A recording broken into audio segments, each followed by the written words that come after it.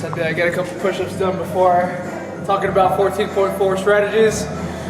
All right, hi guys. So here's a couple things that me and Coach Christian had put together in order to make your 14.4 experience much better and possibly help you crush it and be on the same podium as Rich Froning and the other top tier athletes. All right, these are proven techniques. All right, so I'm going to talk about the warm-up. So what I would do really is to start off, maybe 5-10 minutes of mobility. Okay, so definitely a lot of single arm, banded arm distractions. Get those shoulders nice and loose. Maybe some hip distractions, especially for the amount of wall balls you'll be doing. Me personally, I like to make sure that I'm as in much of a mechanical advantage as I am for any of these workouts.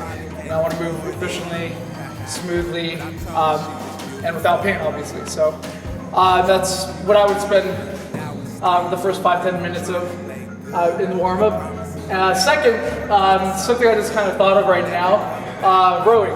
Okay, so yeah, I know that's going to be part of the WOD anyway, but we like to row anyway for warm-up. So what I would suggest is to test maybe 30 calories.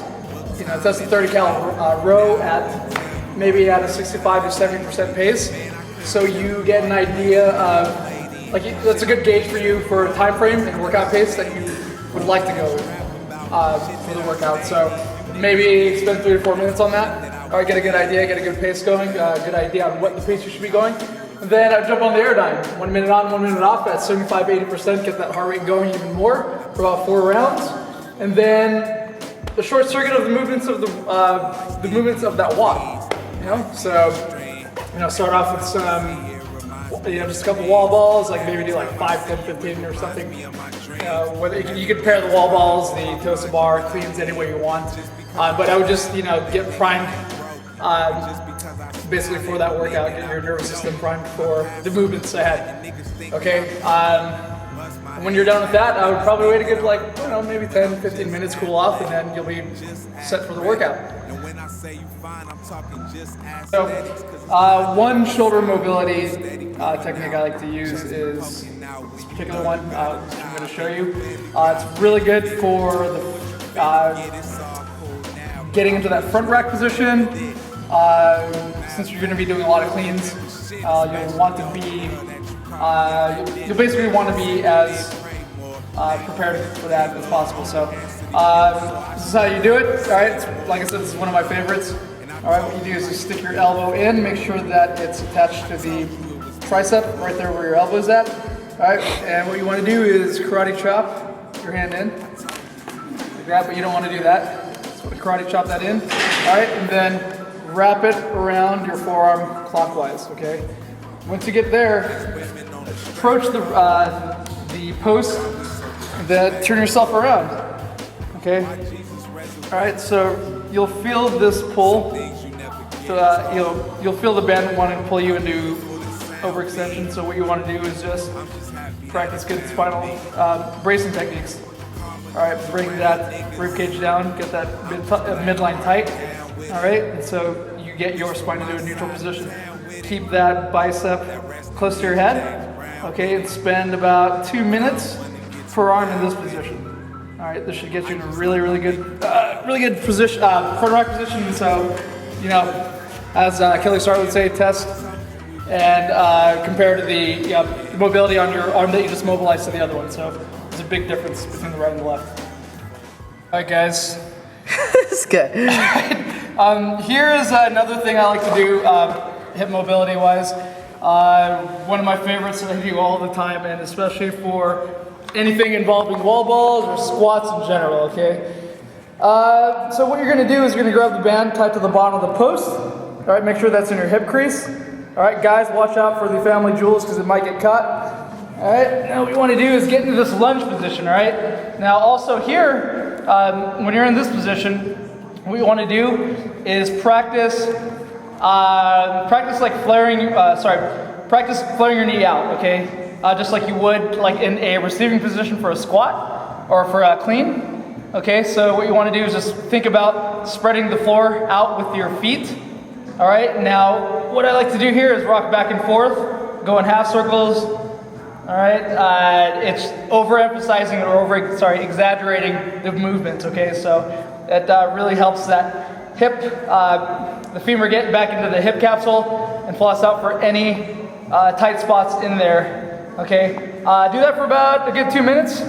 All right, and now other thing you'd like to do here with that same leg is to get into this pigeon stretch. Okay, this does it for me right here. All right, so you'll want to get that right leg out in a right angle as much as possible. Okay, and you want to think about actually scooting your belly button towards the ground or towards your knee. Okay, once again, you can kind of just floss around for tight spots. As Kelly Sart would say again, contract. You know, contract your butt muscle, your glutes.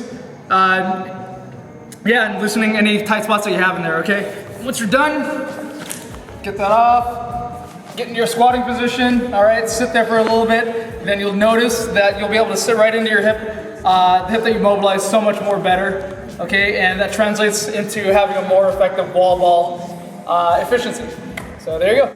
All right, cool guys. So let's go over the skill portion of the workout. Right, we have rowing, we have toes to bar, we have cleans, and we have muscle ups in that order. Let's start with the row. I had an athlete do it earlier today. He was rowing around like 150 to 150 to a minute 55 pace, and he got done around 3 minutes. I think that's pretty solid. That's around 1,100 to 1,300 calories per hour if you're using those units to row. Scott Panchek, I think I saw him do it earlier at 5, and he did it in 2 minutes. Yeah, he crushed it. And he rowed, I would like to say that's like 1,600 calories per hour. But if you have the capacity and you're a strong rower and you won't get super fatigued with that, I mean, more power to you. A couple things for you guys though. Keep the grip relaxed, especially on the return of your row. You don't want to kind of be like active or grabbing the bar or anything crazy like that. Just kind of keep it in close, relax all the way in, and then on that drive out, and that's kind of where you get your money's worth. And the other thing is breathe. Don't hold your breath. Try to breathe the whole time. 2 minutes, 3 minutes on the rower. If you're kind of not careful, you'll kind of catch a lot, or you'll be sucking wind when you get into your toes to bar and all that other stuff. Heave. Oh.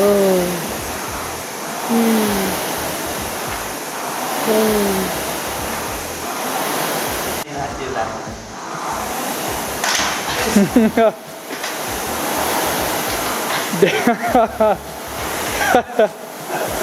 Nice. Go. So toes to bar. This is the bulk of the work, I think, and this is where a lot of people are going to get super fatigued if they're not careful. The first thing is don't go to fatigue, right? 50 reps, you guys probably get away with 10s, maybe 5s, maybe 7s. Kind of just depends on your capacity, really.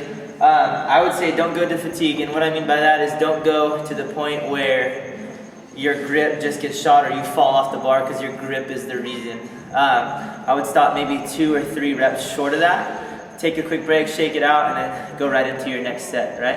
That'd probably be the best way, enough to save your grip when we go into the cleans. The other thing is knees to elbows. So you're gonna do a knees to elbows with a kick. What I mean by that is when you guys are going, don't keep your legs straight and just leverage at the hip, right? It's gonna tax your hamstrings, it's gonna tax your hip flexors. It's just a lot more work. Rather than doing just a fast knees to elbows and a quick kick up, okay? If you saw Josh Bridges when he did it, he does a really beautiful job about it. He does that little quick knees to elbows, then it's just a fast little flick up, then he goes right back into the next one. If you look at Scott Panchek, when he first started, he starts with just long legs and long levers. That's a lot longer to go as you guys are moving, okay? And then if you notice towards the end when he started getting tired, he resorted to that flick and that kick.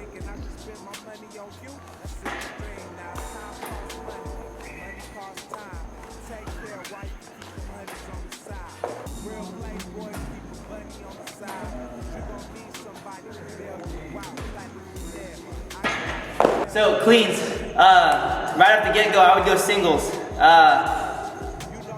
if you looked at Josh Bridges and Scott Panchik, that's what they did. They were just knocking out singles. But the key here, if you're gonna do singles, is chasing the ball right back down, getting set, and then ripping it up again, okay? If you don't think you're gonna get any muscle ups, this is gonna kind of be where you're gonna have to pick up the pace. You're gonna get scored or ranked by that number, how fast you get the cleans done, if you get them done. So I would say if you're not gonna think, or if you don't think you can get the muscle ups done, or get one muscle up, I would just go like cleans as many as you can, just rep them out, like sets of 3, sets of 5, just to get a better score or a better time as you guys are running through this workout, okay?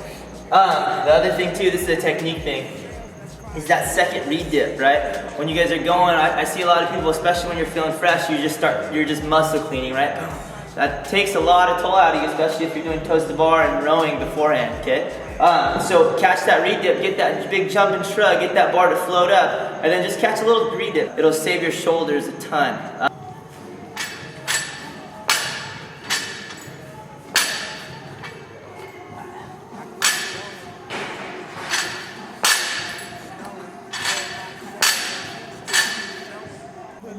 All right, last one's muscle ups. If you get there, if you're an athlete that hasn't gotten a muscle up, I would say just go for it. Just try it. Just see what happens. Just pull really high and maybe do a couple of drills beforehand, just to kind of feel out that muscle up. And then if you get there, just go for it. You don't really have anything to lose, right? If you are gonna get to the muscle ups and you think you can get through them, okay, or get some of them, the biggest thing is know your limits, right? I have a lot of people that they're feeling good, right? They're doing one, they do 2, and then they go for the third one and they hit that one and it kind of gets stuck or it misses. That's super taxing, especially if you're fighting for that muscle up. So I would say know your limits. Like if you're like, I don't know if I can get this next one, you probably should just shake it off, reset, get a good grip on the rings, and then go again. So that's know your limits. The other thing is keep the dip, right? This is gonna get super tiring, especially after going through this whole series, right? So keep that dip just to give your shoulders a little bit of help. So that concludes 14.4. There's some tips and tricks to help you guys be a little more successful in the workout. If you get your first muscle up, videotape it and send it to us. That'd be pretty rad. Yeah, if you have any questions, you can always shoot us an email or leave a comment, Facebook, share, whatever you want to do. Boom. Send us a letter. Write us a love note. Write a poem. You can Instagram us, CrossFit Proper, have fun, do CrossFit, hashtag.